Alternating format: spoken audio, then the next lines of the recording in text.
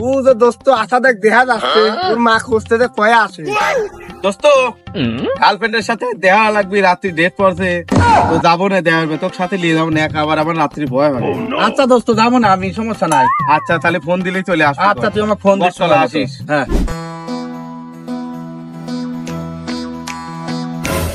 দোস্ত তোর মা তো খুঁজতেছে, কে? তোর নানি আর খালা আছে, ও আব্বা খবর দে। আচ্ছা আমি খবর দিচ্ছি, তুই যা। আচ্ছা গেলাম। আচ্ছা শালার এসব বই চার্জ দিতে, শালার এই আমার এই বই চার্জ দেয় নাই, চার্জ দিয়ে দুবি চার্জ দিয়ে তুই টিলার থুয়ে চলে গেছে, শালার কি বিপদে পড়ে আসবি। হ্যাঁ আমার বই চার্জ দেয় নাই। আপনার ছামান এলাকায় কোথায় গিয়ে দেখেন ওই যে আব্বা মা ডাকতেছে। কে?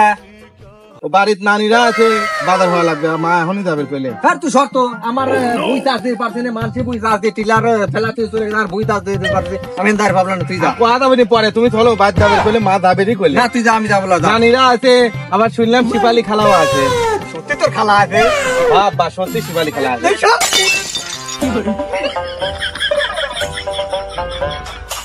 শালির শাল আগে কয় নাই শিপালি খালা আছে, শালির শাল আগে কয় নাই। দেখছাও সেই কইছি ছোট খালা আছে, শাড়ি চাল এমন ধরে দাগ কমাতে এক দড়ি বাড়ি পায়ে গেছে, আমাকে ফেরা থুই গেল হেনে।